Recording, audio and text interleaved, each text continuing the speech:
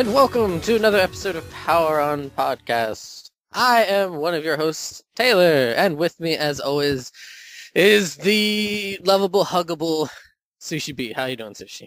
I'm doing pretty good, but I have lost my love handles, so you're not going to be able to hug me tightly anymore. That hurts. Sorry. I'll try to work them back up. Yeah, become a slouch there. Yeah. Yeah. How you doing? It's good to be back. It's been a while. Hey, we've had a bit of personal time, lots of stuff to deal with. We took a break there, actually back in Christmas, and it's been quite a while. So with work and among other things, personal things. So. But by the time you hear this, you'll have already heard 2 other episodes. Hopefully, yes. In between then. So, but a bunch of things have happened in those few months, and one of those things happens to be we've added a co-host. Yeah! Oh my god! It's like awesome. Yes, we've added a co-host, and maybe to some of you this might not be a surprise, but it shouldn't be a surprise. Shouldn't it be in the tagline at the bottom? No, it shouldn't. It should be secret. Okay. Well, but if they don't see it, anywho. Anyways. New co-host, please introduce yourself. My power is switched on. Hey guys, this is Greg. I was known as RPG Swagman. I shall now be the new co-host of Power On Podcast. Yeah! Welcome, Greg. Welcome. Oh, thanks, guys. You know, it's really good. It's just really good. I've always enjoyed listening to the podcast, and I talk to you guys a lot anyway, so it's kind of natural to me to come on and just chat to you guys. You know, it's going to be awesome. And one thing I'm looking forward to being a part of Power On is now I can diversify outside of RPGs because I'm not just the one genre guy. You can't be a one-trick pony. No, good sir. Turn into a meat slut. So yeah, as you know, just a bit of backstory is I used to be a co-host on an RPG-themed podcast called RP Gibberish, which has sadly closed its doors. And they were very gracious enough to offer me this position. And I was like, yeah. Like I said when it offered the position to you, Greg, it was destiny, buddy. Oh, yeah. Well, this is actually a pretty funny story that I just want to tell out there is around the time when I established RP Gibberish, Sushi actually gave me an offer. Like around the time when we started, and I felt really bad that I had to go on with my podcast because, you know, that's sort of my idea. So it's really good that after everything that's happened, I can come on and, you know, like Taylor said, it's destiny. You'd come around sometime. Come around. But no, yeah, it's great to have you here. So it'll help Sushi and I balance each other out further. That it's just not the 2 of us, even though I do like saying just the 2 of us. But and do you know what? I was thinking that, so we're all connected. So yeah, woo, party hardy. The end. But that was like the shortest recording in history. What a jit! Yeah, well, I'm just so excited. But so with this episode here, we're going to try to do a few things different, but we'll save that for later. But I guess we should kind of bring up what the topic is, and that is kind of going into the Wayback Machine here. And now, frighteningly, it's been 18 years, but I want to kind of talk with you guys about games and stuff that came during the year of 1995. Good old mid-90s. Yeah. That was my golden years. So I would say, I don't know if you feel comfortable saying, but like in 95, how old were you guys roughly? 10. How about yourself, Sushi? Sushi has died. No. What was that? I was 84. 84. Holy shit, Nike. I'm still kicking it. Yeah, going almost at the century mark there. So getting there. I have a feeling you're going to talk about golf games then. Oh, I love golf. Seriously, I love golf, It's but I will not be bringing up golf games today. sad. Well, is that your final answer? So you were 84. Yes, 84. Okay, all right. Long in the tooth. long in the tooth. I was 8, 9 years old. So yeah, I was young. So a lot of these games, I didn't that I kind of picked out that I wanted to kind of talk about. I didn't visit until I was much older, for either one reason or another. So it's kind of cool to kind of think about and stuff. So Sushi, did you want to kind of mention a few things? I think you said you wanted to mention a few things. Sure.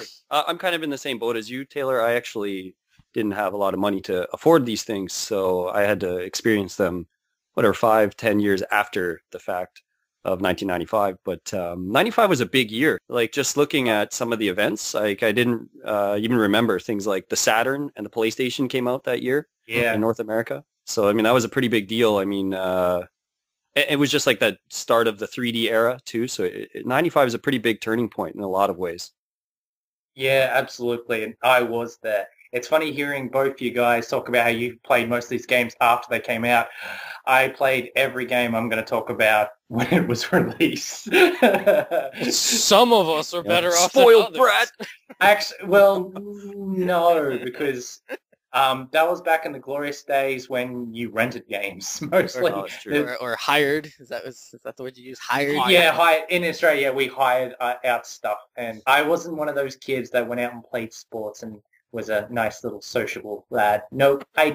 Friday happened, boom, straight to the video store. Yeah, that's actually how I got to play some of the games beforehand was, at that time was from renting or hiring things at that time, because my parents were divorced, so I would visit my father on the weekends, and my father would always, well, not always, but maybe like every other month or so, he would rent out different systems, so it wasn't just like like a Super Nintendo or something. There are a few instances where he hired out a Jaguar, which to me was like, what the fuck is this thing? You know, Were you excited by the television advertisements for that? I actually don't even remember any. Oh, they're really bad. They're really bad. I remember watching them on TV. I'm sure you can see them on YouTube.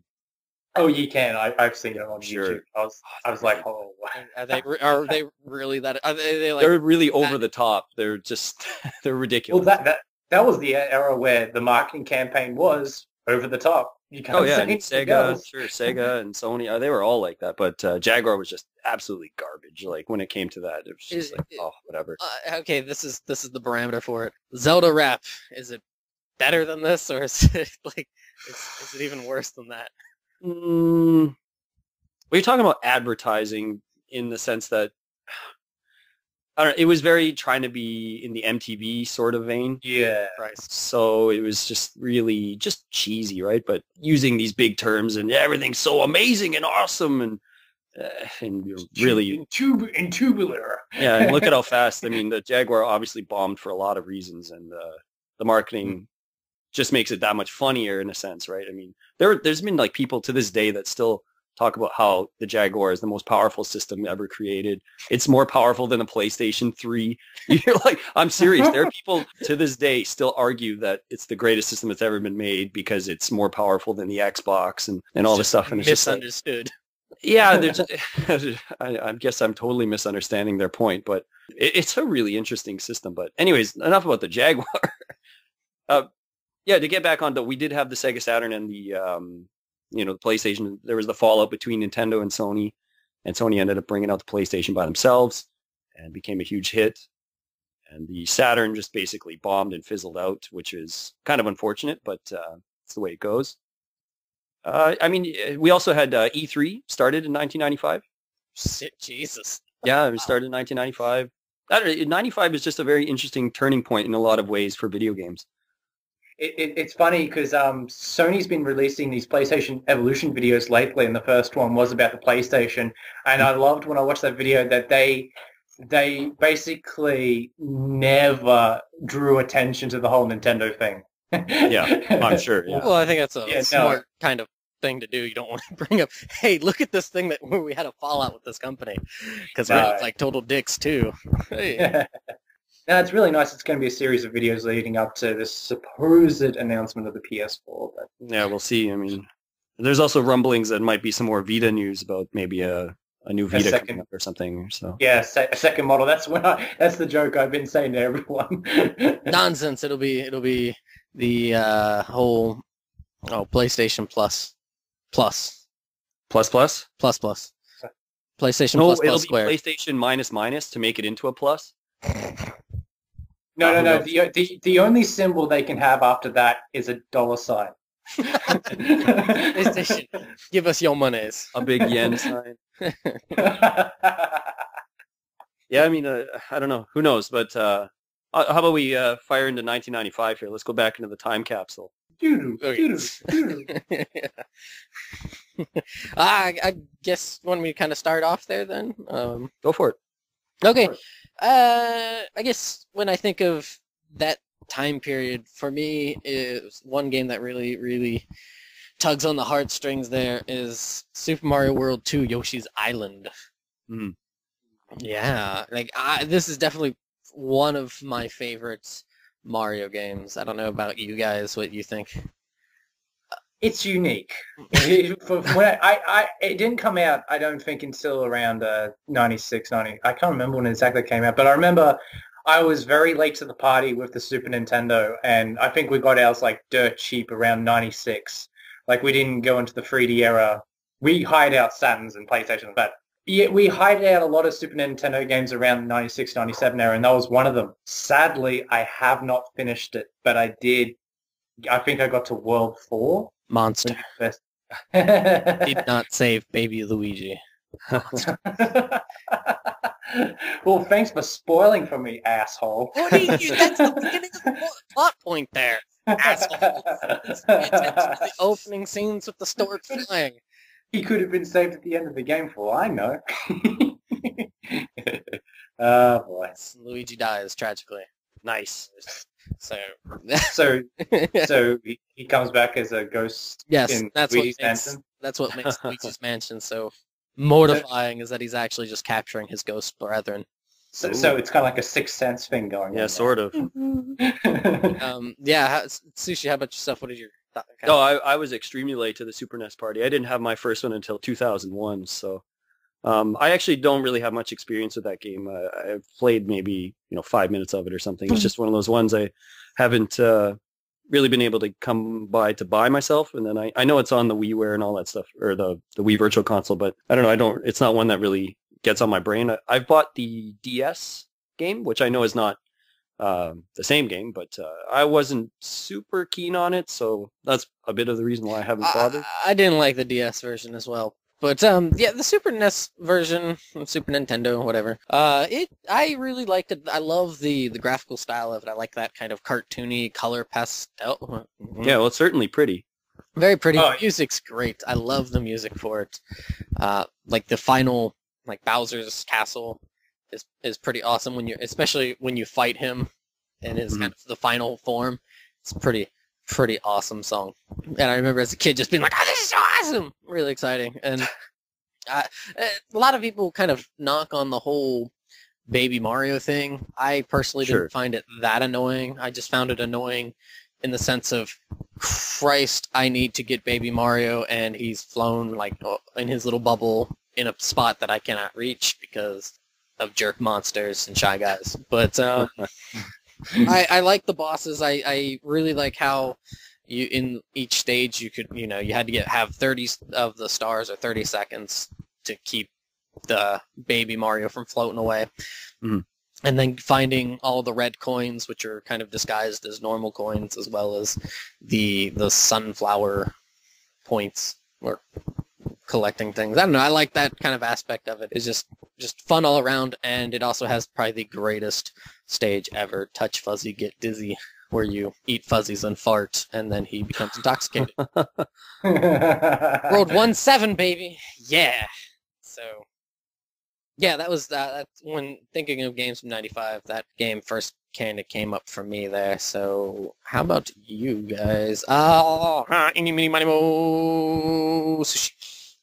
All right. Well, why don't we get the elephant in the room out, and that's Chrono Trigger. I mean, Yeah.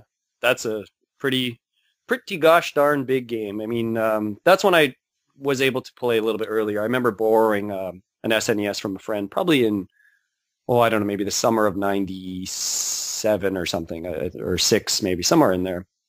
And I remember borrowing it, and I remember watching my friend play it a little bit, and I mean, I had a little bit of experience with RPGs before with Dragon Warrior or Quest and stuff, but I mean, this game just blew that out of the water and then some, right? I mean, it was a huge game. It looked amazing. Uh, there's not much you can keep saying about Chrono Trigger that hasn't already been said, right? There's so many superlatives that are thrown at the game. Uh, I mean, I guess it just comes down to what you guys maybe had for experience. Did you guys get a chance to play it in '95 or? No, I have a very interesting story about how I came across Chrono Trigger. Around the time when I got to high school, surprisingly in year 9, there was a big major ROM circle at my high school, and surprisingly, that was one of the biggest games that was passed around like candy Mhm. on 3.5 floppies. It was like if you can picture the guy, the shady trader from Resident Evil 4, His pulling out dirty his code. jacket, And it's just basically floppy disk containing Chrono Trigger on floppy disks, and fake Rolex watches. Yeah. Oh dear. Because it didn't come out in the Power region until the DS version, right? Yes, that's exactly right. That's The pretty DS crazy. version. It was, but I came across a lot of people that just played it because they just came across it from the internet. Right. That's how most people from Australia played it way before the DS version came out. Or there's been talks of just these big high-rolling importers back in the day that just got all these Super Nintendo games from America to work. So, Hmm. but yeah, just that's what happened to me. It was very interesting way how I came across that. And if you're wondering, no, I did not buy one of those floppy disks. You stole one. You beat the guy up and took it. Yeah.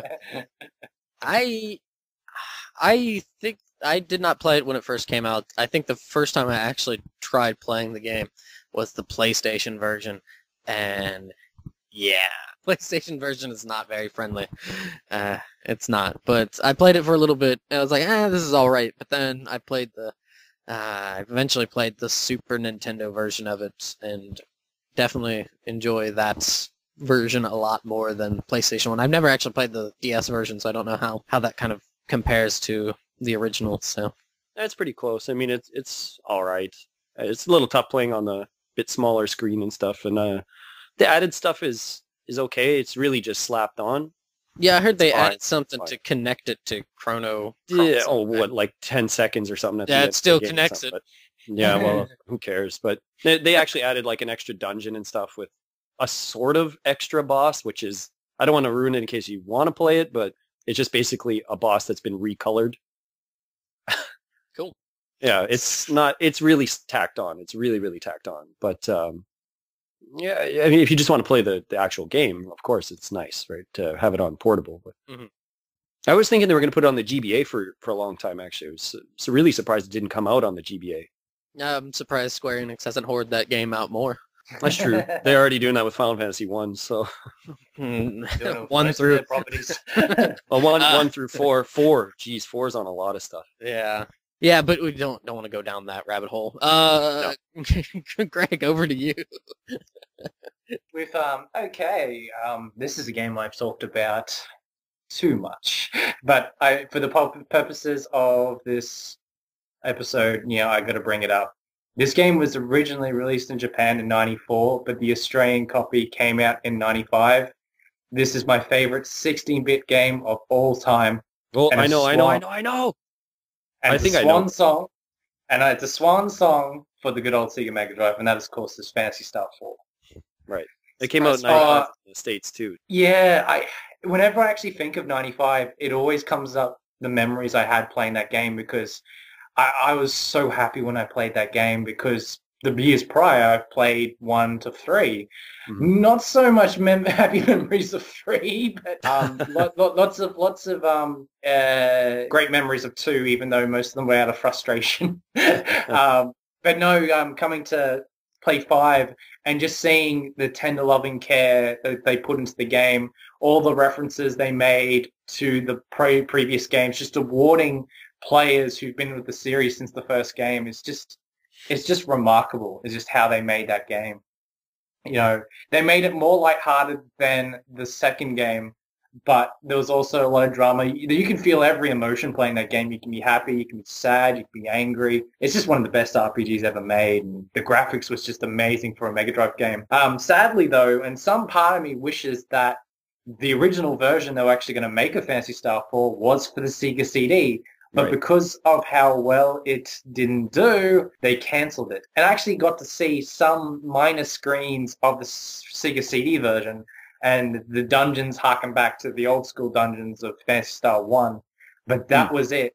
But for some odd reason, I can actually visualize the cutscenes on the Sega CD, and it would have the questionable voice acting. It'd be in the same style as Snatcher. It'd be phenomenal like back then. You couldn't really have a parameter for voice acting because it was such a rarity back then. You just be like, oh my God, people are talking. I don't care how good it is. I can just picture, how it would have been, but no, they scrapped the project and put it on the good old cartridge, and it worked out. It was just such a beautiful game. It still remains one of my favorite games of all time and my favorite game on the Mega Drive. And I already know both my lovely co-hosts here, their experiences with Phantasy Star 4, but I thought I'd share them again if you would love to. Real quickly, I had played it originally around the time it came out, maybe a little bit after it. I'm trying to think exactly when I played it. It might have been around 96, 97. I'm not exactly entirely sure. But played it then and then didn't revisit it for the longest time. And I love that game. I love just the how it melds kind of the futuristic with the kind of almost, I love that 4-set series. I love how it's got the futuristic bits, but also harkens back to this kind of older, kind of, I don't want to say medieval, but kind of just pre really advanced era, pre-modern era. But it's a nice meld of that, and 4 is just great. I don't like Raja that much with his corny jokes, but but that's just how I am. But he'll throw you in Grubik Tower. But yeah, I enjoy it. It's definitely, music's great. I love the visuals for it. It's just a wonderful game. How about you, Sushi? Oh yeah, I mean, I don't want to go too much into detail as well, since we do have an episode, and if anyone's interested in hearing more of our thoughts on it, you can check it out. Yeah, it's a great game. It may not be my favorite Genesis game or Mega Drive game, but I would definitely have it probably in the top 5. It's a really good game. I mean, if you have any sort of interest in playing the series, it's not even a bad thing to start with that game. It really isn't. But just be forewarned, if you do start with that game, the other games are a lot harder. So. Just two is brutal. It really is. But no, it's just one thing I just got to say that I love about Phantasy Star 4 is, progressing the series, especially one of the planets, the desert planet Matavia. I just love the evolution of the series, how it begins as a desert planet, then in 2, technology terraforms it, and then when it gets to 4, because the system breaks down, it's back to sort of a pseudo-desert planet. And I love how the attention to detail Sega put into it,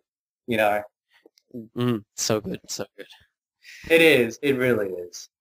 And if, like I said, if anyone wants to play that, easiest way is to get the Sega Ultimate Mega Collection for the PS3 or Xbox 360, or download it from Steam. Or, you can pretty much find it anywhere. Yeah.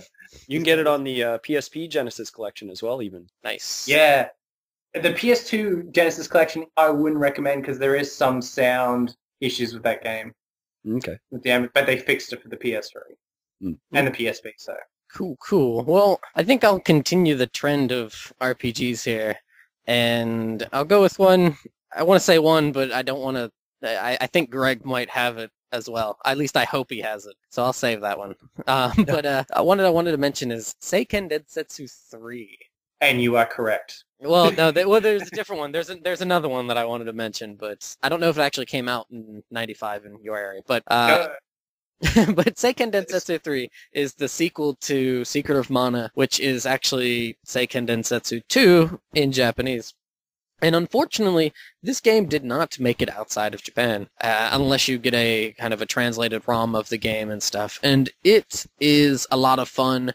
You can do, as you could in Secret of Mana, you can do multiplayer with it. There are 6 different characters to choose from, so you actually can take different branching story paths with these characters. And at different points in the game, you'll actually meet the other characters that you could have chosen throughout at the beginning of the game. And determined by who you pick there, you also get a different final boss.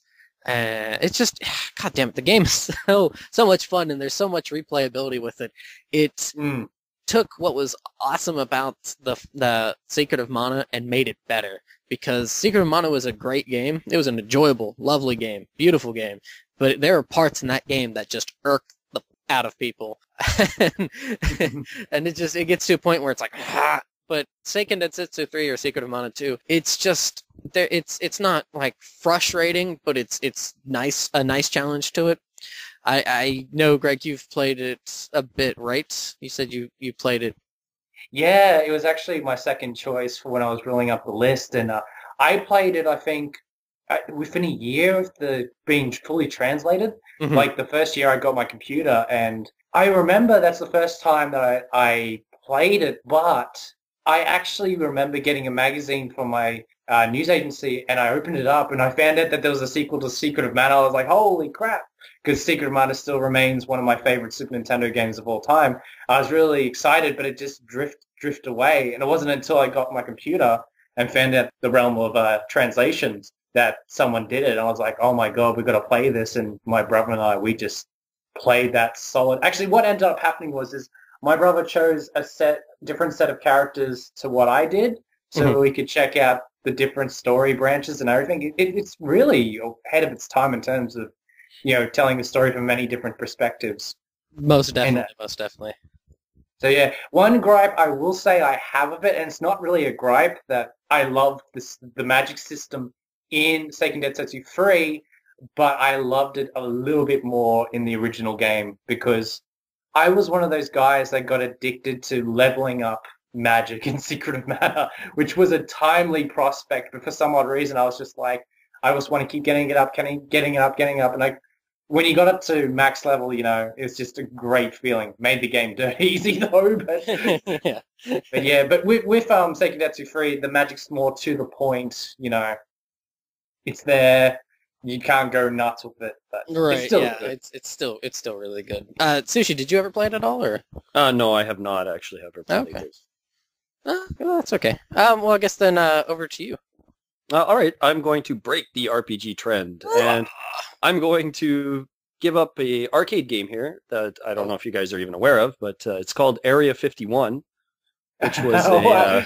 Yes, I am aware of this. Oh, I'm very aware of it. Now, this is one I didn't play in 95. This is one that I would have played years down the line there in high school at some point. And there was a little billiard type place that was kind of in a seedy part of the city. And after school, sometimes we would just go there, and they had a couple of games. I think they had Marvel Superheroes. They had, I can't even remember. I think they might have had X-Men versus Street Fighter and a couple other games. And then they had Area 51. And a friend of mine, we'd go in and be like, oh, let's play Area 51. The game is so awesome. I remember playing it for the first time, maybe ever, actually. I think as a kid, I might have just seen it and never played it. And I'm playing, I'm like, man, this game's actually, it just sucks so bad. It's terrible. Like, it's got really, really cheesy, like the digitized people, sort of like the Mortal Kombat style, but all wearing, zombie costumes and stuff. Actually, a question, because I remember playing it, but I'm sort of on the fence saying this. Was that made by Midway? I believe It's by Atari. no. It is by Atari, because Yeah. I don't know why. When I look at a game, I think Midway, because it is because of the digitizing. Right, it definitely feels like a Midway game for sure. But I mean, Maximum Force, I think, was the one that came up just before that, which was also sort of like Lethal Enforcers. Those games that kind of had that real people, but they were just really, really bad. Like if you see them now, they're so bad, but they're kind of fun. Like Mad Dog McCree, Yeah, that was a little bit more full video, wasn't it? Yeah. Oh, yeah, actually, no, you're right there. I Because think, I it's think so it's funny. a little different. Because it's funny because they would have Area 51 next to Mad Dog McCree in one of the arcades that was still kicking in the 90s in my neighborhood. It would just be like a section to light gun games, which is sort of a genre I really like. And I don't Yeah. get to play them much these days, but when I do, take a couple of minutes out. Yeah, that's the thing. That's all they're for, right? Just pick them up and play. I mean, Area 51 was just terrible. It had very bad acting. There was at the beginning like a general of like maybe the UN or some sort of defense force, and he was like, "Come on, stay low." I remember exactly because we saw it. Low. Yeah, that's like, stay right. low. It's just like blasting away at all these stupid zombie type guys, and then eventually you do get like these some more alien like creatures coming at you and stuff. But it was just I don't know. One of the stupid bonding games I had with a friend, it would just, I think it was maybe a quarter at the time because it was a bit of older game at that point, but just, it's so bad that it's enjoyable. I don't know. Area 51. And it's so sad that got ported. No, it got ported all right. Definitely. Definitely on the PlayStation and the Saturn. Well, I guess over to you, Greg. Alrighty. Going into the next generation here is a game I've been talking about to Sushi and to Taylor, off the air. And it's a great gem of a game that I haven't really encountered anyone else played yet. And it was one of the first great games for the Sega Saturn. Now, this game, its Japanese version, was originally released in 95, and I'm going to sadly go with that because it wasn't released until around 96 to the rest of the world. But that is... It's funny, this game's got 3 names. The version I played, it's called Mysteria, the Realms of Lore. In Japan, it's called Gridlord Saga. And the first print in America was called Blazing Heroes. Not to be confused with Blazing Rangers by Sonic Team. It's completely different games. Basically, Mysteria is the system's first strategy RPG. And at that time, the only strategy RPG I played was good old Shining Force 2. To this day, I still obsess over that game. And it was like a good year and a half that we haven't played anything that like Shining Force 2. Then this game came along and it plays exactly like it, but in this beautiful 3D graphics that for its time looked amazing. And I remember watching the opening battle and I was just amazed at just seeing how well games came along. And the game is so much fun on different levels. Like, I will say to this day, it has one of the best skill systems in a video game, period. I mean, basically, there were so many different areas of skills. Like, you have sword skills, magic skills, bow skills, healing skills, and the more you use them, you would have an individual EXP meter for all those skills, and you would learn new skills by just keep doing it. Like, it got to the point that waiting would have its own skill level, and if you kept waiting, that wait would become defend, and if you kept defending, you would have absorb damage, and you keep using that, and you get counter, and so it rewarded you for simply just doing nothing. That's how good it was. And there was a thieving level, like your thief could steal money and then eventually steal items and steal experience and start stealing techniques off other enemies. It was just so in-depth, and I love the game so much. For all of you that never heard who made the game, it was under a company called Microcabin, and before that they had a game called Lucian's Quest released on the 3DO. I never got to play that. And there was another 3DO RPG that they made that the name eludes me right now. But that was like their biggest seller, I think, outside of Japan, was Mysteria, the Realms of Lore. And for me, it'd always be one of my favorite games of all time. Recently, I got the sequel that never came outside Japan, and it's just as good.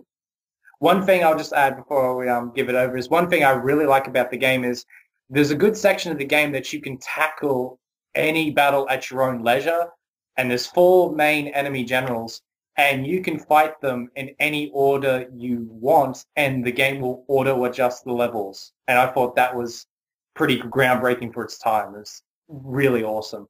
Yeah, I remember you mentioning that to me sort of recently, Greg, and I was like, it is kind of interesting that they would do that and be able to scale it is quite impressive. Yeah, I mean, the first instance that I remember seeing level scaling was like Final Fantasy VIII, I noticed the levels of the enemies that kept going up, so before then, I didn't realize that, until I played it for a second time. I think within about 99, that was the last time I think I got to play Mysteria before it just faded into obscurity around my neighborhood. Been dying to get a copy ever since, and hopefully one of these days I will. But I will say this, dear listeners, I've been bugging Taylor to play. Oh boy. I have been neglecting that, but not out of spite, just because. No, it's out of the fact that you just can't find it yet.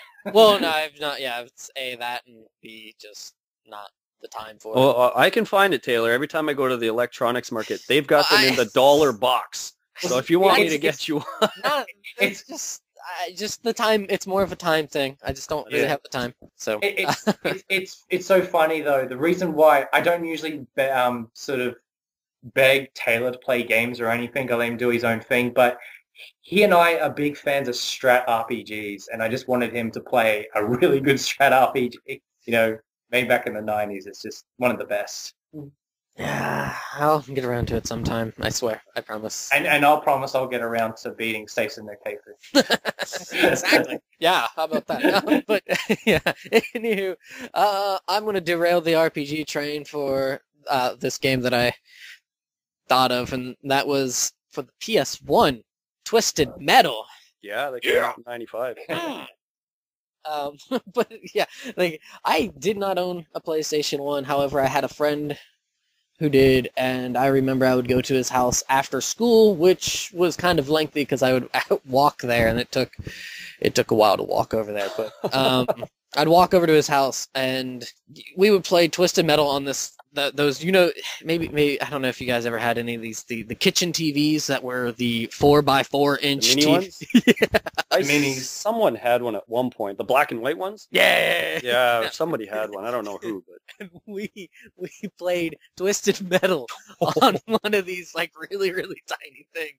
Wow. So we're in his kitchen, and we're hunched over praying mantis beings, kind of staring at the screen that's really, really tiny. Our faces are practically smashed together as we're kind of trying to butt each other out of the way to look at the screen. And I don't know, it's an arcade. Well, that's not the right vehicle shooter. I don't know how you would describe it. It's a vehicle shooter. I know that sounds weird, but it does. But it sort of started that genre, sort of, right? Excluding the kart series. Yeah, so you're in a different kind of vehicle. I always was cool with. You have Sweet Tooth. I don't know if you could use. I know in 2 was it 2 or 3? You could get. I think in 2 you could use a password to get Minion. I don't know if you could use him in 1, but he's like the boss in 1, and it's just the frustration of that game sometimes, especially if you try to put it on a harder setting, is and it's definitely not aged very well, but for its time, Twisted Metal was just great. It was just one of those things you're just like, this is new, this is awesome, this is holy shit, kind of thing. So yeah, and I know I didn't quite play it in 95. I think I was 10, so it was a couple years after it had come out, but it was still exactly like that, kind of thing. But yeah. So over to you there, Sushi. All right, and if you like that one, I think I mentioned you before that Vigilante 8 was one that was sort of a play off of that. So they just decided to rip it off and made it into the same game, but with a 70s sort of vibe to it. Mm. So it's really similar. It's really funny. All right. So the next one I've got here is it's for the Sega Saturn, and that is Panzer Dragoon, which got released with the system when it first came out. And the Saturn was fortunate enough to get a lot of the arcade ports when it first came out, like Daytona and Virtua Cop, and I really like Virtua Cop. So do I. Panzer Dragoon sort of came out of the blue, and this is one game as well that I didn't play until maybe, I don't know, 2001 or 2002 or something. One of those ones that, I'd been eyeing for years and never had the money to buy a Saturn and stuff. It's just a really nice game. It's so unexpected. You look at the cover and you're like, oh, hey, Panzer Dragoon, what is this? I'm sort of just flying a dragon. I'm shooting stuff. It's going to have rock music, and it's going to be awesome, and it's going to blow my mind. And then you go into the game. Hold on. I have some breaking news. What? Yes! Breaking news!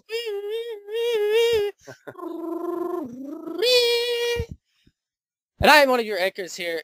My name is Incredibly Huge. And with me is my co-anchor, Mr. Milk. Mr. Milk. We have a breaking news announcement, and that is DNA confirmation has confirmed that, in fact, King Koopa is the father. Let me say that again.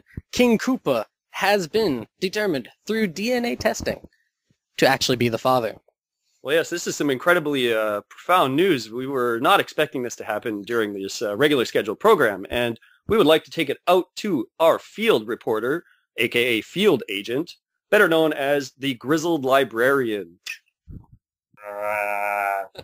Well, this is the Grizzled Librarian here. On the scene at the laboratory, where it's determined that King Cooper is indeed the father. Now, Grizzled Librarian there, what kind of impact do you think this will have on the Mushroom Kingdom? It is tough times ahead, laddie. Tough times ahead. There's even riots in the streets, I can see that, down in 74th Toad Bend, and it's not a pretty sight. If you are a shy guy, I'd be very shy right now. Now, Grizzled Librarian, has Maury Povich arrived on the scene? I did talk to his agent, and I'm afraid he's got a bad case of Cooperitis, so I don't think so. Now, Grizzled Librarian, are the reports true that our wonderful jumpity-jump Mario is nowhere to be seen? My sources tell me that he's gone on a major hiatus, as one would believe. One of my fellow associates went to interview his brother and had this to say. Mamma mia, why don't you leave Mario alone? Can't you see that he's in a pain? Ah, mamma mia. Now, are we fearful that he might be on suicide watch? Well, we're making sure that all the invincibility stars is kept out of his reach, because we don't want him doing anything rash. I guess that kind of wraps it up for now there. So we will keep you updated on this major breaking news announcement. That is, DNA confirmation has confirmed that King Koopa is in fact the father. Now we return you to your regularly scheduled programming. So yes, Panzer Dragoon, great Saturn game, and yeah, you look at the box and you can't quite know what to expect from it. And when you're looking at it, you're thinking, yeah, it's just going to be some sort of regular action game, and you're quite pleasantly surprised, actually, when you put it in and you get this very nicely orchestrated music. And, I mean, the gameplay sort of is very action-heavy, but it's certainly not what you would be expecting. I've never played the game. It was certainly an interesting game for its time, the whole terminology rail shooters. It was really interesting concept back then because it was released really early on in the Saturn's life. And I didn't get to play it till... I didn't beat it, though, but I didn't play it, way later. But I do remember going to my local game store, and they had this TV hooked up full of footage of the Saturn games before the Saturn came out. And I was glued to it because being a kid, comprehending 3D for the first time was a glorious thing. Yeah.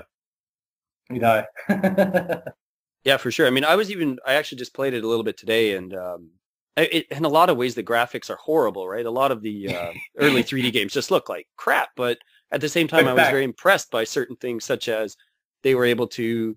The water looks really choppy and weird when you look directly at it, but if you're looking at the dragon flying, it looks like it's completely normal and flowing like as water would. And I don't know, just some of the scaling and stuff that they did is very impressive, and it's hard to kind of put any other game when it comes to the style and the atmosphere of it.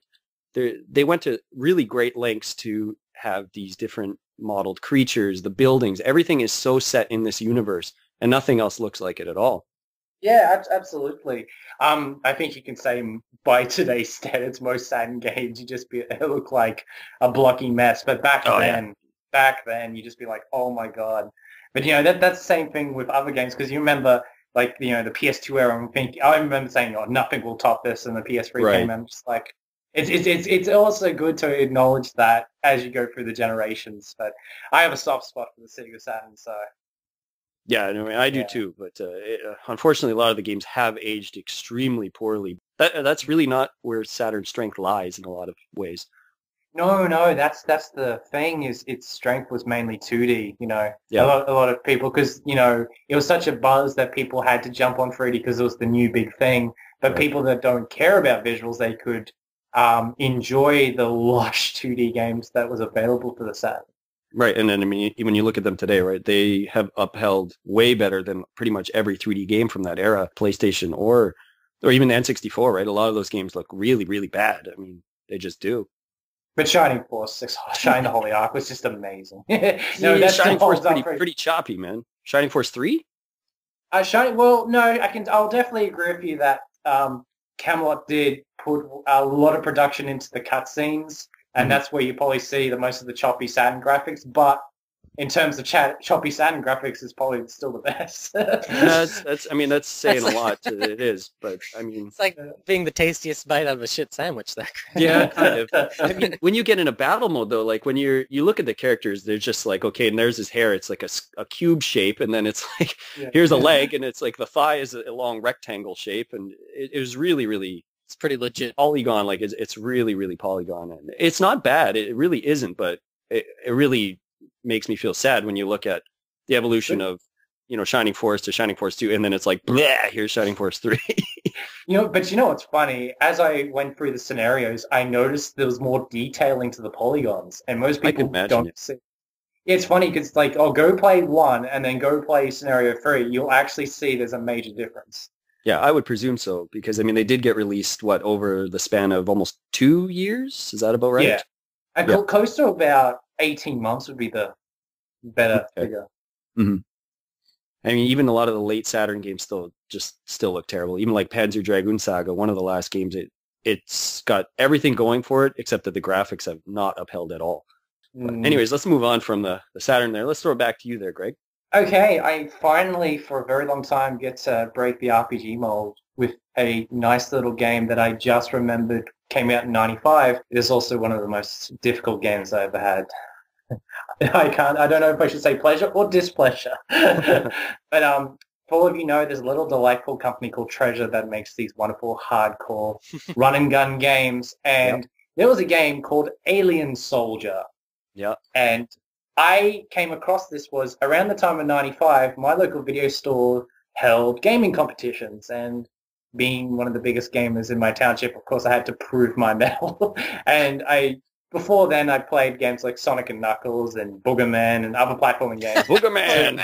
Yeah! Boogerman is classic. I wish more people talked about that game. Anyway, getting to Alien Soldier, this was actually my first game from Treasure, and wow, what an introduction. The game just kicks your ass. And what's really fun about it is it's one of the first sort of action platforming games that doesn't emphasize on long stages. The stages or the areas or sections would last 2 minutes and you're into a boss battle, but the boss battle was so difficult, you could count that as the stage.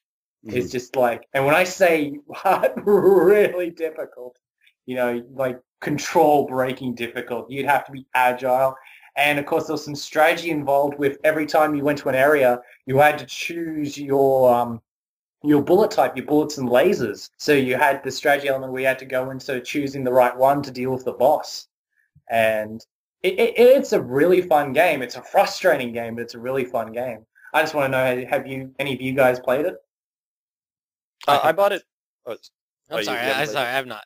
No, I mean, it's an incredibly rare game, right? Like, it goes for pretty high bucks. But I got it off the Wii Virtual Console because it was one I was like, if I ever find it for, a decent price, and when I mean decent, I wouldn't pay any more than $50 for it, which is not going to ever happen. But I bought it for the Wii Virtual Console. And I was like, you know what? I like Treasure. I like pretty much everything they make.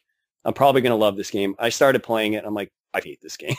Like, I don't know. The graphics are incredible for Genesis graphics. Huge sprites, looks gorgeous. And it's not even the difficulty, because generally I like difficult games, but I found the controls really unfair in a lot of cases, like just trying to change weapons and everything, and you'd be like, oh, come on. Like, it's just... Which added to the difficulty, which really did.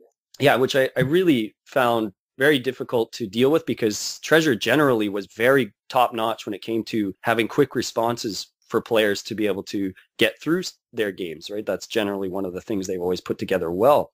And I just found that it was kind of sloppy. So, I mean, if you want to try it, it's on the Virtual Console. I think it's $7 or something. I don't remember what it costs, but I mean, it's worth trying, I guess, but don't go in if you don't like something hard for sure.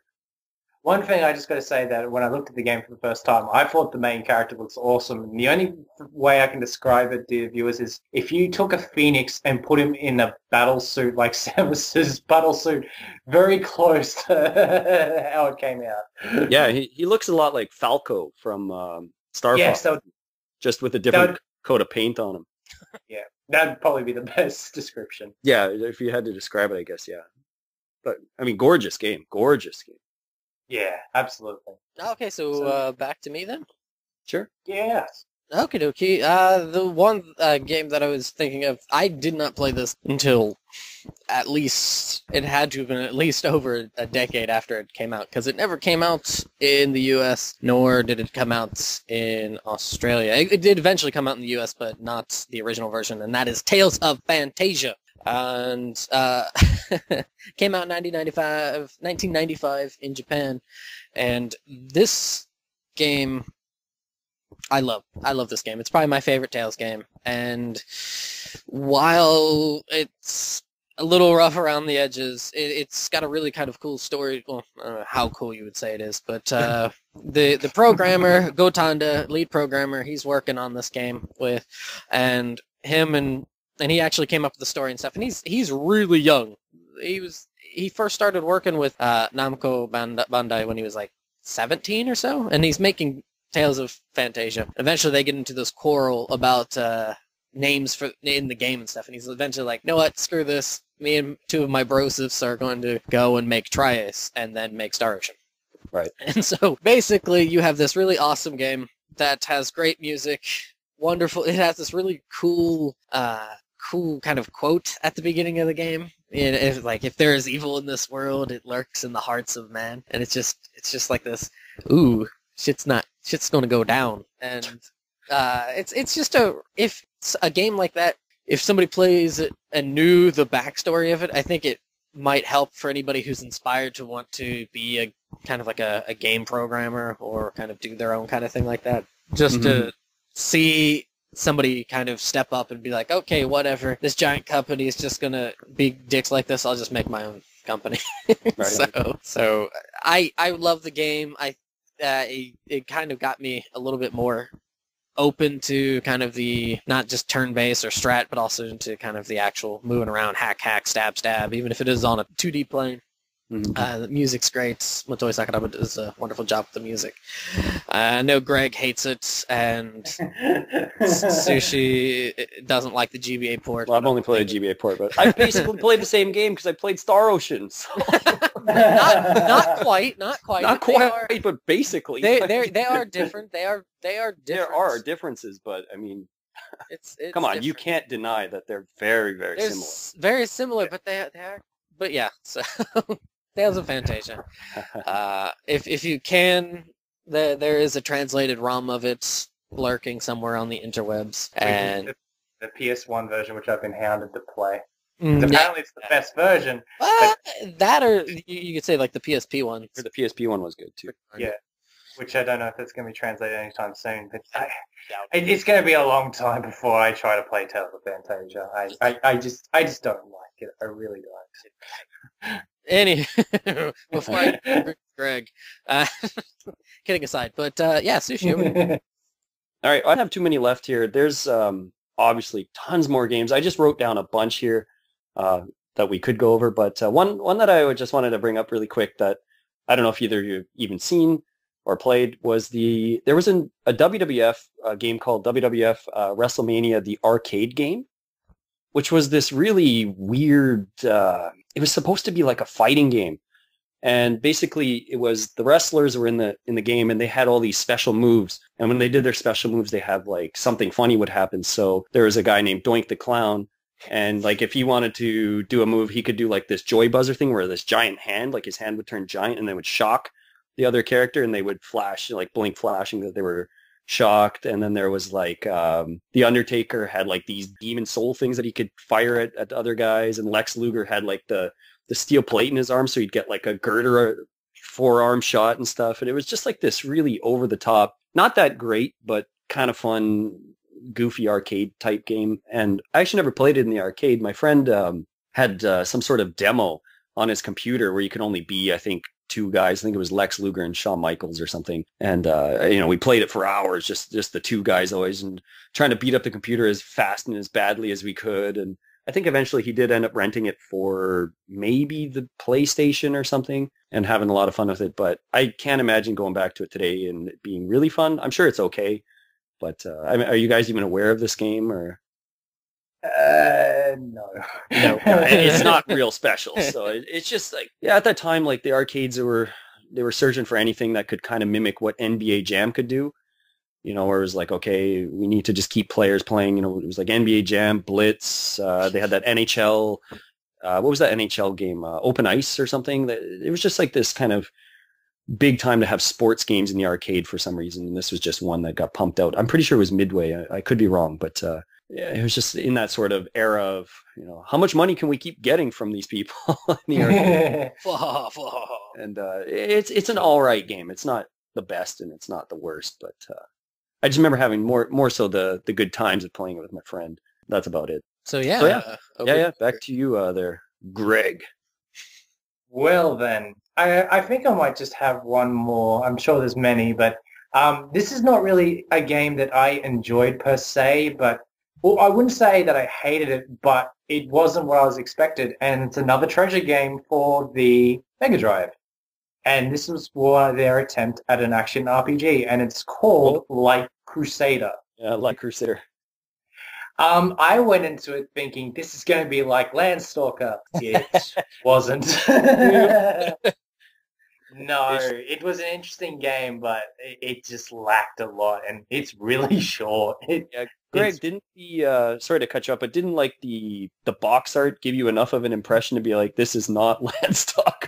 No, it did have both blonde guys with swords though, so yeah, some sort of a connection. But you knew your expectations was kind of dropped when you are playing a game where the character's name is David.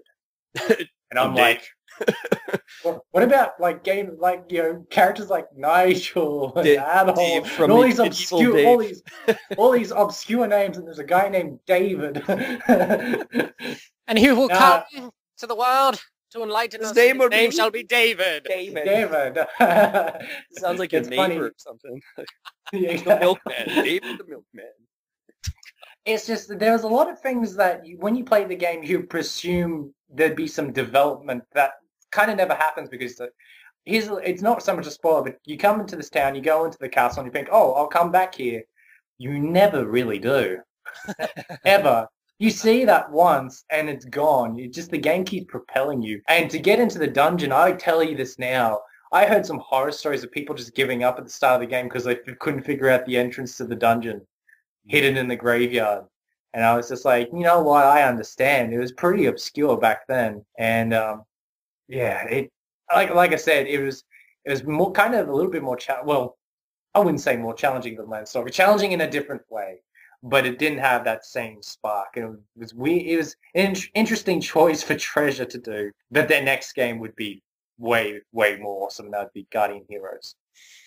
Yeah, I mean, Light Crusader is a really oddball for them, especially in the sense that Treasure's known for having like big, bright colors and stuff, and this game is just so plain. It just is, right? Like it's just so drab. I mean, when the most program they did in the game was the guy's freaking hair when he jumps and is fluttering. Seriously, that is the most program they put in that game was the guy's hair. Maybe that's where all their finances went. And that's the most color in the game is the guy's hair. Everything else is brown or green. And then the guy's hair is yellow. And he's got like blue armor. And that's it. Because he's David.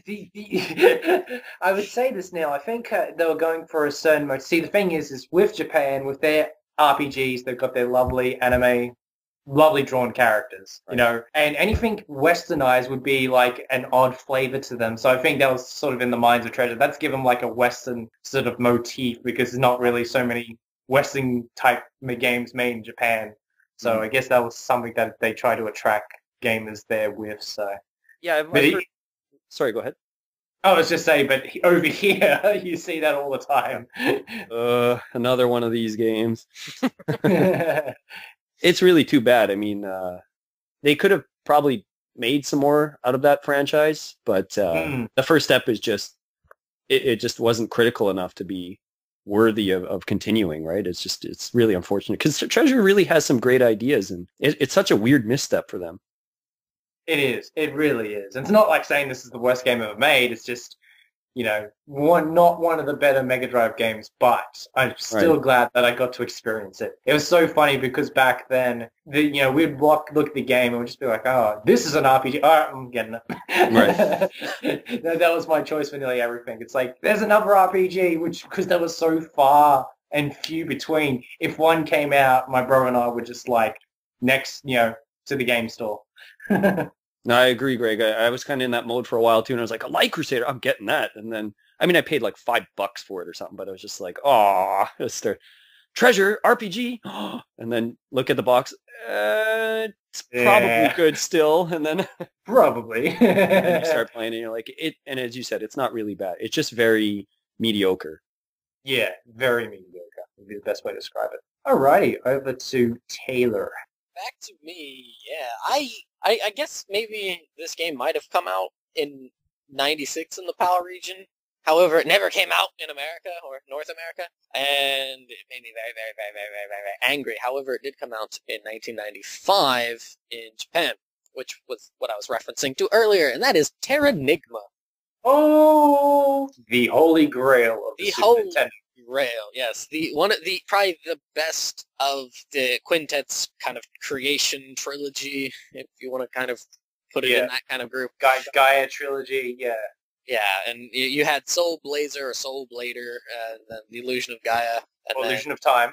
The Illusion of Time. And then you've got Terranigma, Tenchi Sozo. And holy mother of God, this game is so damn good. And it is. Bugs me to no end that this game never came out in North America. You got Soul Blazer, you had Illusion of Gaia, but for some reason we didn't want to have... Well, wasn't it because Enix went under in North America? I thought that was the reason. I don't care. Well, you're just a selfish man. I am, especially when they burned me. My ass was chapped really hard from their... I cannot stand Illusion of Gaia. Illusion of Gaia ruined action RPGs for me for a long time. And that's really too bad, because I actually really like Illusion of Gaia.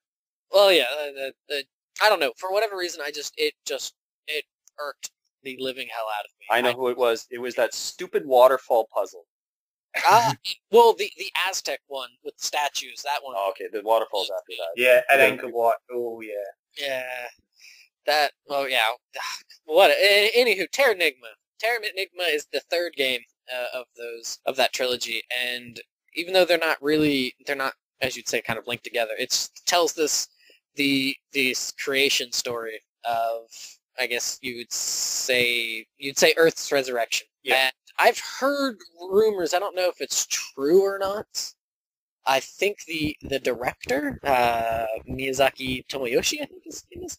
But I think the director had met somebody, or they'd met somebody out in the street that was covered in these rags, and the writer or the director, he was really depressed at the time, and this guy that's kind of really dirty, homeless or something, somehow he cheered him up in such a way that it kind of inspired him to make the game, because the guy said he was kind of a wandering person. He didn't really have a home, and he just kind of wandered the earth. And through their discussion, through the talk, it really cheered him up, and eventually it kind of allegedly spawned Terranigma. Don't know if that's true or not, but that is what I've heard. And the game is great. The music is fantastic. The ending is a tearjerker. It really, you're just kind of like, oh. And it's just such a wonderful game. If things it's never been released in North America, go play a ROM of it. If you enjoy games like Secret of Mana, if you enjoy games like that, or what was the other one that came out? Evermore? Evermore. Thank you, Oh. Secret of Evermore. Game similar to that. If you like those kind of games from the Super Nintendo or Super Famicom era, definitely give Terra Nigma a go because it is really really good. Here's some good knowledge. So people wondering, well, why was it released in Australia if Enix went under? That's because Nintendo of Australia stepped in to localize the game, and I think it was Nintendo of Europe that did the translation. Because they as have well. bigger balls and a better head on their shoulders than Nintendo of America. Yeah, this is like way before the age of Xenoblade and Last Story. They must have had some guys and stuff like, remember the days we translated Terranigma?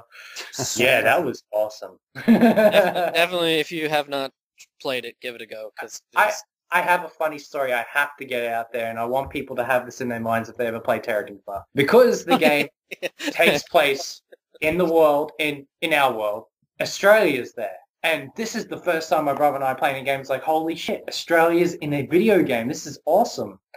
And we were playing the game, and we're just like, oh, there's this little town. Just like, so we're dividing Australia into the sections of the states, and we're like, hey, this would fall in Queensland, which is my state. So went up to the town, and the name of the town was Suncoast. Immediately, my brother and I had faces of surprise and awe because Suncoast is very similar to the name of my town, to the name of my town. I won't say that, but we were just like, no way, no, it couldn't be. So we went in there, and as you progress through the evolution of the town, when it gets to be sort of a metropolis, there's a second part to the town where you go there and it's a zoo. Immediately my brother goes, no friggin' way.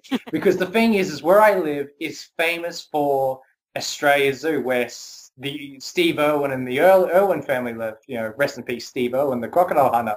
But it's one of the biggest zoos in the country. And the fact that there was a zoo in the only town in Australia, in Terranigma, was like, this is going to be a coincidence. So my brother and I would always pick up furious thinking some employee of Quintet just basically went on a trip and just came to our neck of the woods thinking, this is a really good place. Let's put it in a video game. And it's just like, it was so surreal because it was like, here's this town and there's nothing but that and Ayers Rock. And we're just like, yeah, it was so surreal. It was just unreal. That's pretty awesome, though. it is. It was. It is. It's just crazy. But it is probably it's probably my favorite game on the Super Nintendo. And I do thank it because this is how me and Taylor got to know each other. It's like first time we came on Skype, it's like, what's your favorite games? And one of them was Terranigma. I think we just chatted about Terranigma for that Skype call. It was. It's just big. Definitely played. Yeah, I mean, if I can get around to it. I know. It. I know. There's only so much time, unfortunately. Only so much time. But, yeah, did you have a few more there that you just kind of wanted to blitz through? I mean, I've just got a list. I mean, we haven't brought up, I'm not going to say too much, but there's Comic Zone on the Genesis. There's, you guys didn't bring up Lufia 2. I'm surprised. I was going to. Okay, you got Donkey Kong Country 2. I was going to with that one as well. Warcraft 2 was a huge game. I didn't like that one particularly, but that was a huge game. That was like the best-selling PC game for a long time.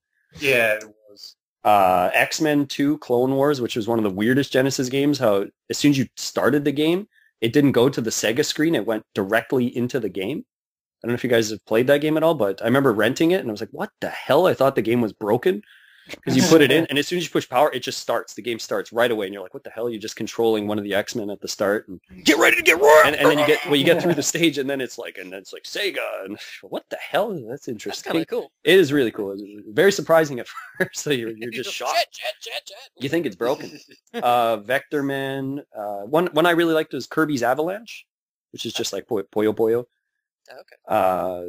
There's lots of other ones, but I did manage to look at all the games that got released, and I found some of the most ridiculous named games of 1995. Can I give one? Sure. Probably the worst, and this is saying something. Quite possibly the worst Jaguar game. Okay. White Men Can't Jump. Yeah. I've got that on here. the Oh. 2-on-2. That's pretty awesome. That's almost as good as Barkley Shut Up and Jam. I think you just got to acknowledge the 90s was like the era of movie tie-in games. And I'm not saying like, most movie tie-in games these days are like big blockbusters. White Man Can't Jump is a comedy with Wesley Snipes and Woody Harrelson.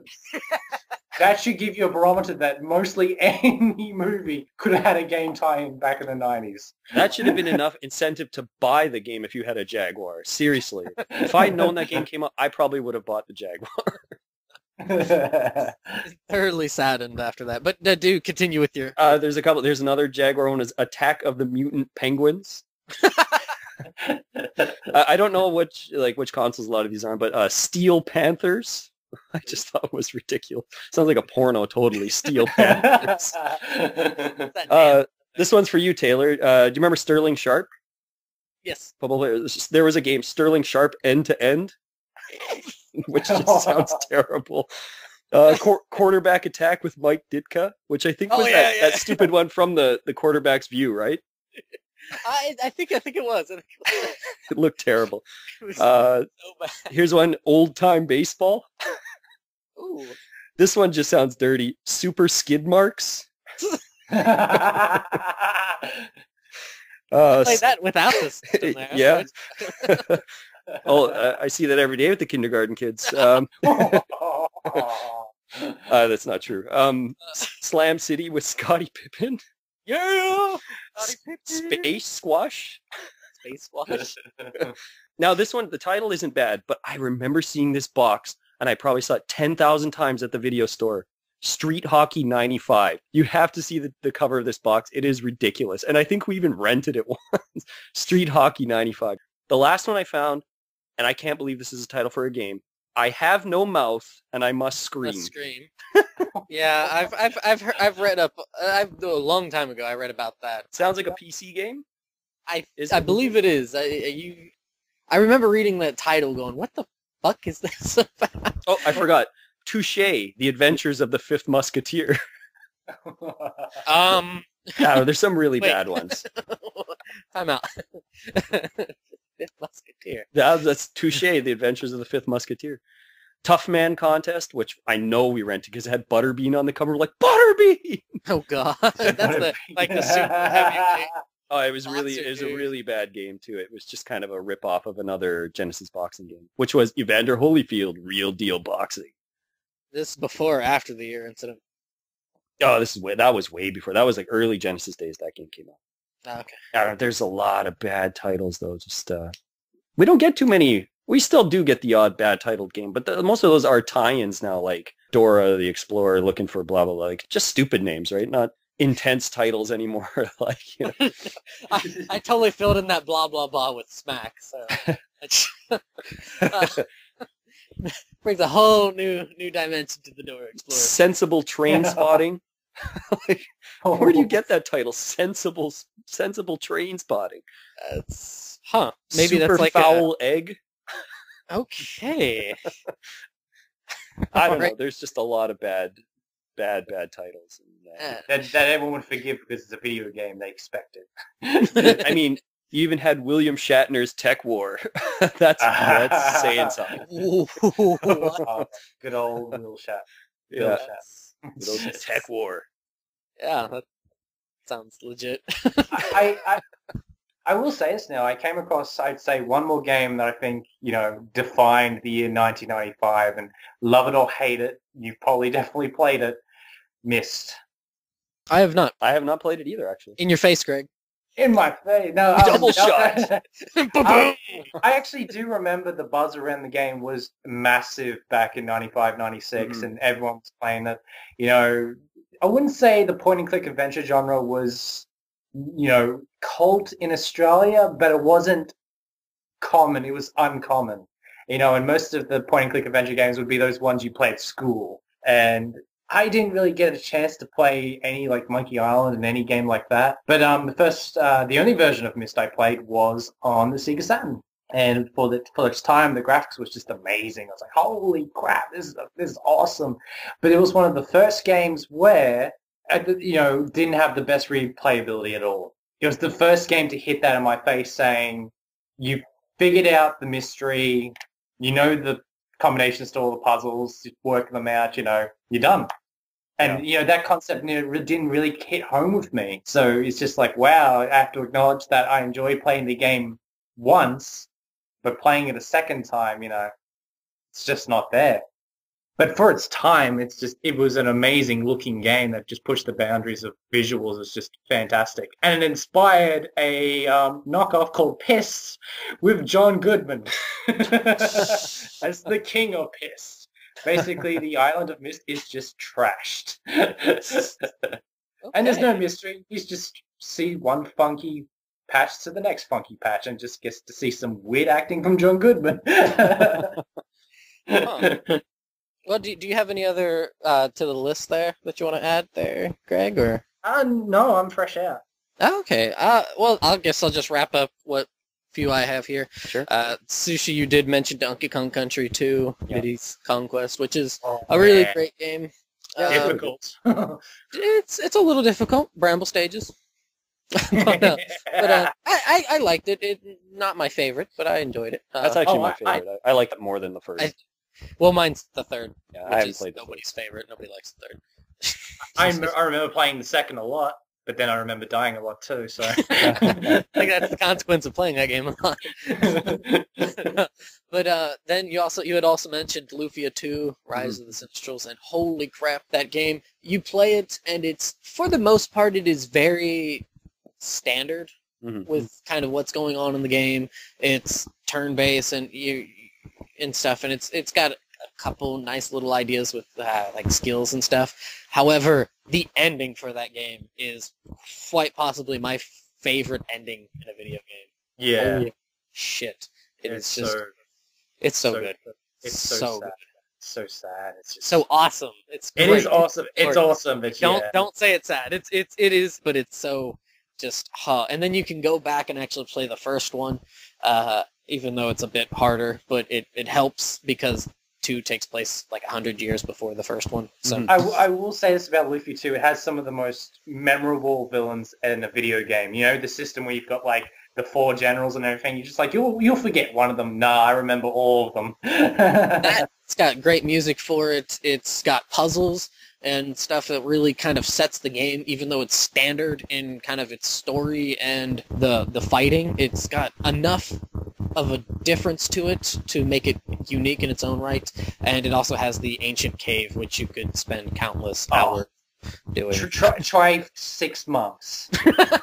No, and that's not me. That's my dad and my brother just playing that. And if they weren't in the ancient cave, they were at the casino. And I was just like, okay, work hard, play hard. But let's see. Another one that I'm surprised actually didn't get mentioned was, I believe, the arcade for Mega Man: The Power Battle. It came out in '95. The first one. I don't know if that came out in North America or not, but yeah, it was like I have either of you played that game? A little. No.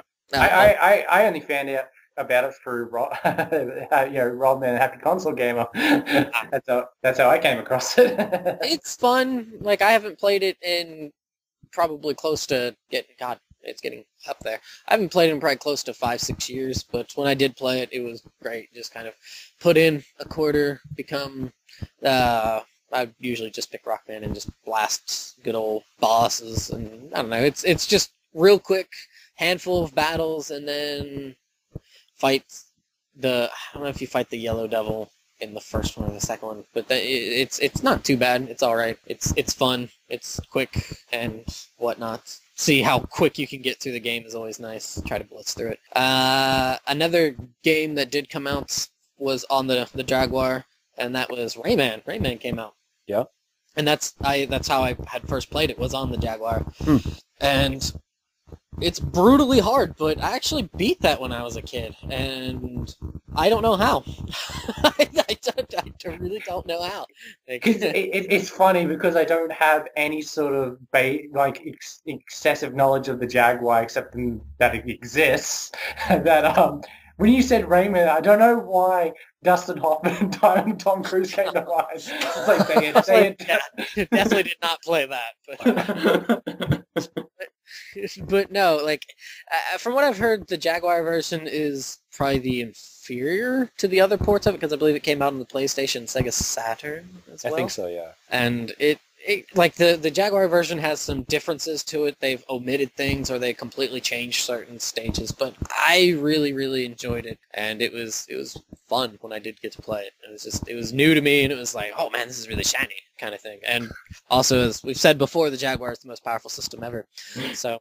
Ow.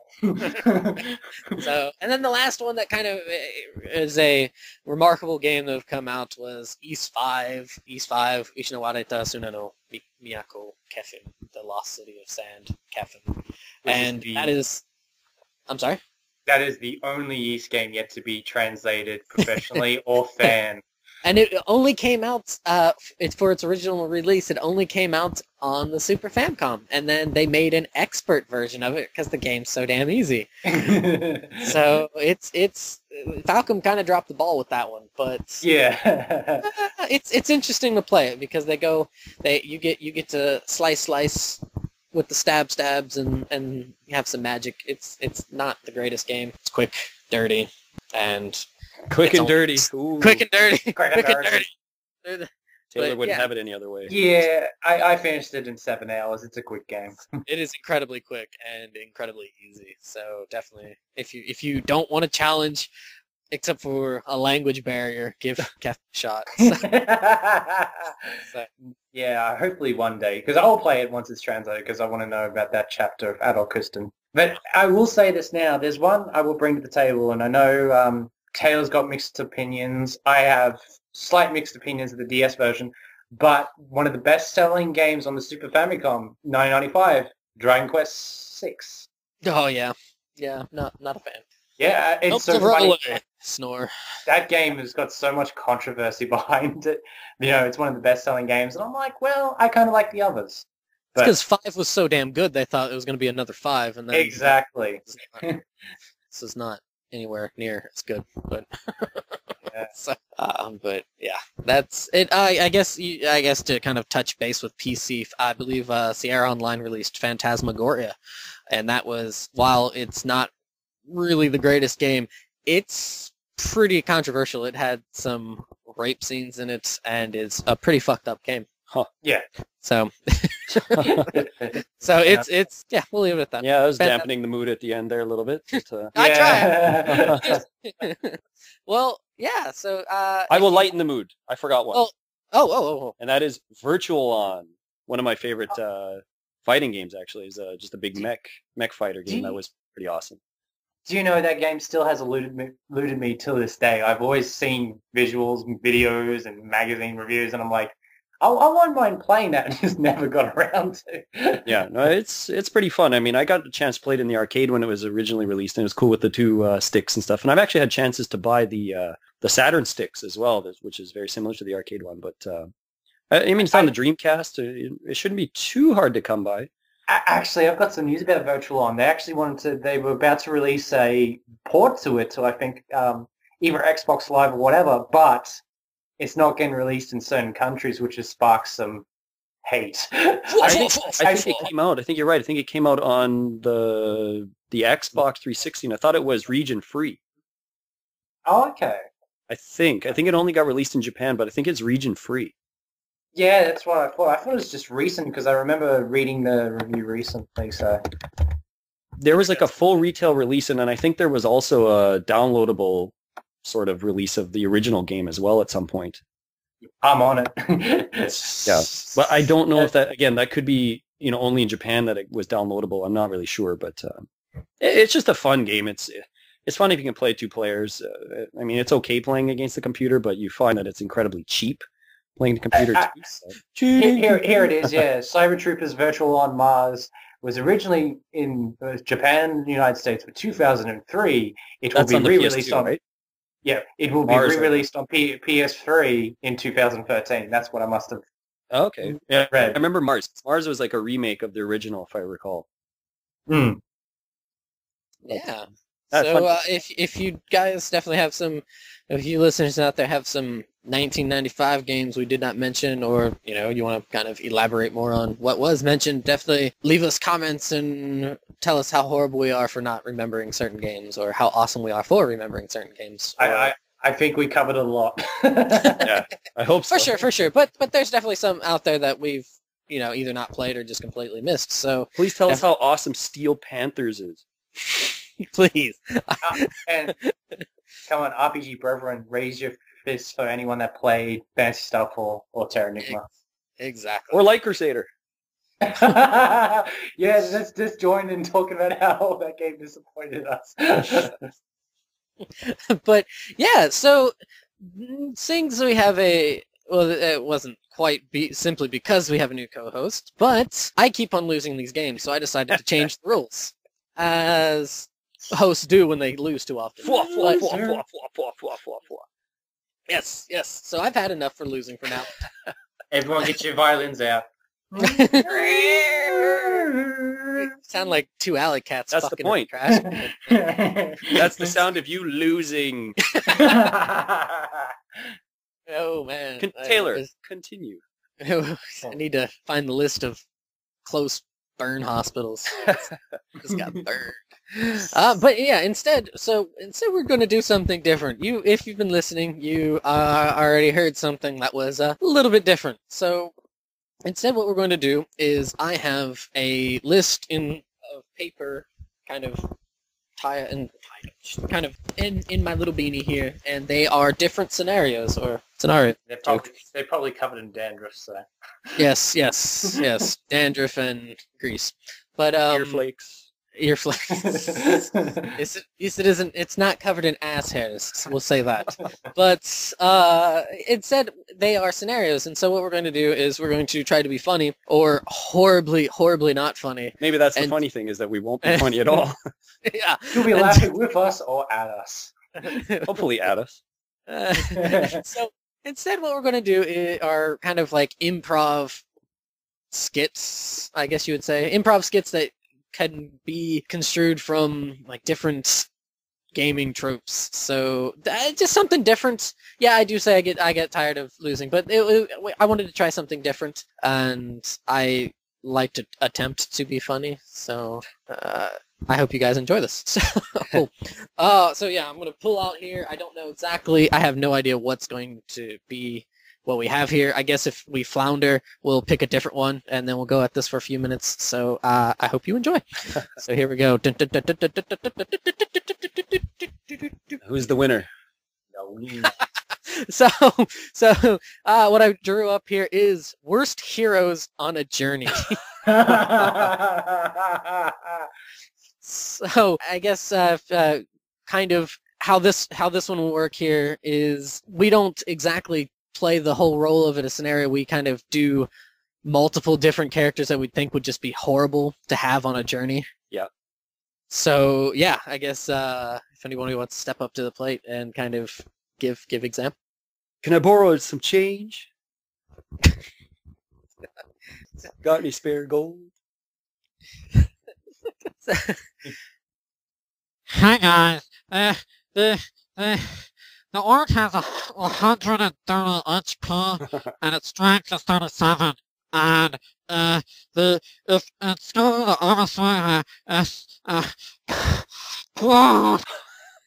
Excuse me, I'm broke and I need the nearest drawers or cupboards. Any random? Anything? No? Okay then. Oh my god, I lost my pants during the teleport! Yeah, I kind of used that last revive potion. And sorry.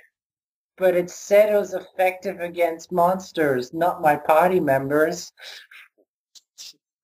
Wait a minute, that's your twin sister? Uh-oh.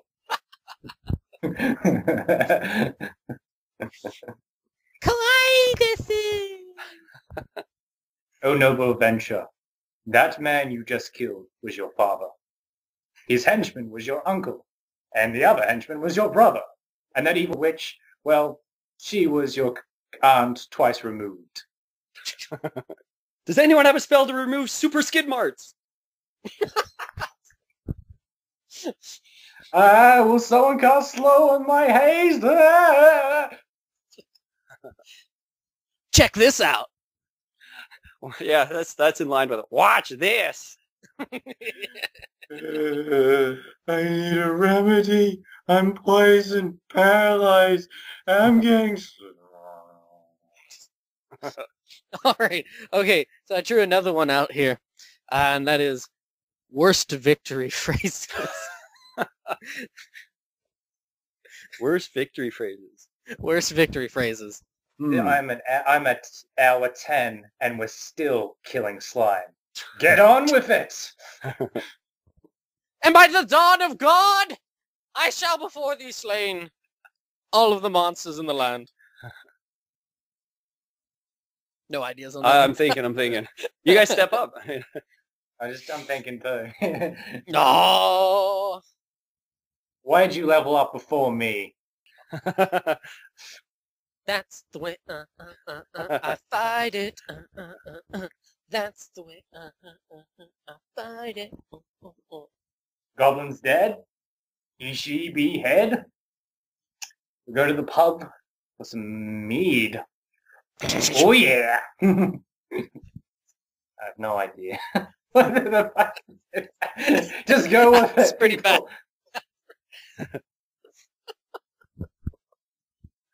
Yeah, be good. Translation, please. And with that, the monster is slain. Ah, fuck it. For my back honor. for some home cooking. For my honor. For my pleasure. For my line. Watch me dance without my pants. Chink. Well, I saw a cloud spin his sword. I thought I could do it. That was easy. Who's ready for some liver and onions? You blood on my socks. Huh. So you can actually kill trolls with fire. I thought that was just a myth. You can kill anything with fire, dumbass.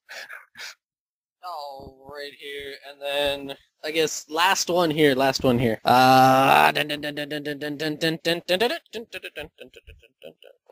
have here is is oh gracious, job interviews. So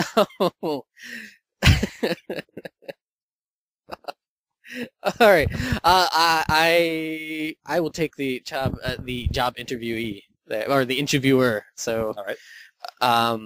who wishes to be the interviewee? I suppose Greg and I could both be competing for the job, so you could ask both of us. All right. I will. Again, I guess in that case, then I will come up with your character, All or what kind of character you are. Okay.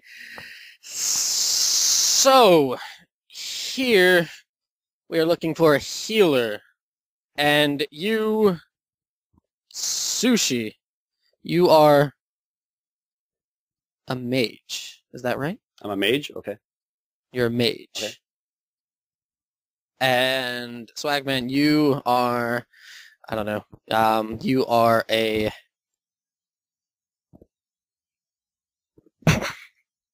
You are a monk. Okay, all right. So, all right, here we go. So, yes, welcome. We are in need of a healer for our party, and you two are the final two to choose from here. Yeah! Yeah, mage, what exactly does that entail?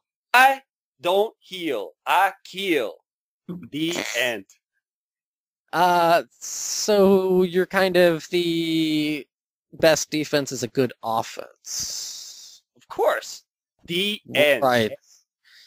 Really? Okay, yeah, and over to you, Monk. What kind of healing capabilities do you have? My child, we are all one with the world. If the world expects your demise, it will be so. if it expects you to be healed, you will be healed. That is the way of the world. So you're telling me you have absolutely no capabilities of healing? I can make believe when I chant. I can do that too. Wait a minute, you're a monk too? Where do you hail from, brother? Actually, no. I am not actually a part You're of as the bald as him? Yeah. Oh, so shiny. Mage, back to you.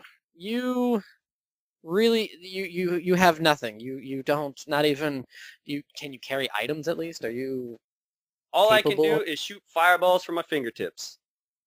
If that constitutes as healing, well, I'm your man. Monk, anything else? Like, do- do you cook at least? I have these beads that I twirl with my finger. God damn. I guess Fucking healer is what I need. One healer. Nothing. No? I am the best candidate for this job. Fuck you, mage. You're out. Monk, you're in. if the world wills it, then Just shut up. Just shut up. Just shut up. Just meet at the tavern. That's What it, did you it both tell- torched. Mage. Buddha doesn't. Oh, fire! Buddha Feel doesn't this. tell me to shut up. Oh, there are flames on my robes. If it wills it, then. Just shut up. If you can keep quiet, you can come with. That they are meeting at 9 at the tavern tomorrow morning.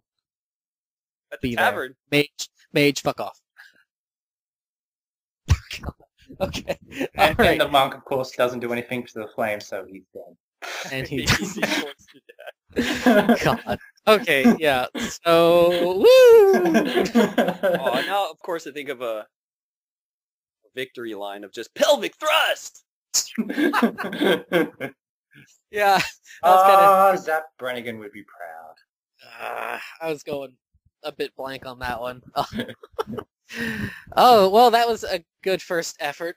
It was. Tough. I think we did. I think it went better as it went along. It's tough. Well, I mean, it's not. It's tough. That's why people that do it professionally are, they've been doing it for years. I mean, it is improv, ladies and gentlemen. We don't practice this. We just do it. I'm Exactly. pretty sure they can tell after that. But hey, we're that's off the top of our heads and from the bottoms of our ass. Then, yeah. Weren't you saying something earlier that your ass was chapped or something?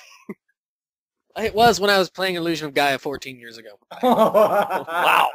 I will get on sending you some ass chapstick. better be a lot 14 It years better be a ago. fucking cylinder.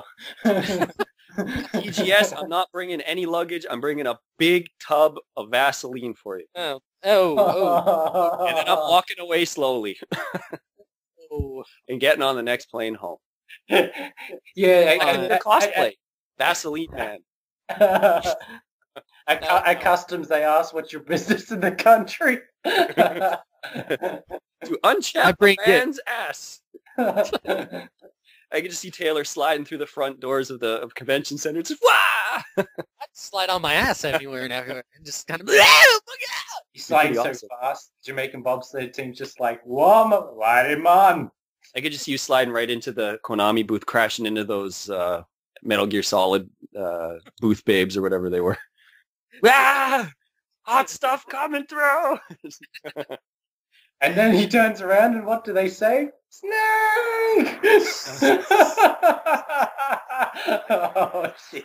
Gracious. All right. Well, yeah. So that's going to be our attempt at doing something different, as well as the news thing. That was also improvised there. So Even though that grizzly librarian wasn't really grizzly, he sounded kind of Yeah. he kind of sounded drunk. It sounded like he just woke up or something. I'm sleeping in the library. Sleeping in a cubicle. Apathetic grizzly librarian. And they're going to go for a deep, groggly snake type voice, just being like, hello. Meryl. Meryl. Oh, you wanted to sell a snake to the reporter. Too Oh, late. it's grizzly. Too late. Oh well. I was But going to go yes. grizzled milkman, but All right. They can't be but- too grizzled. They get around. no. All right, guys. That is it for another episode of Power On Podcast. Definitely tell us your thoughts on our horrible attempt at humor, and yeah. So thanks for listening, and have a good day. You guys could say bye too. No. Farewell. That's okay.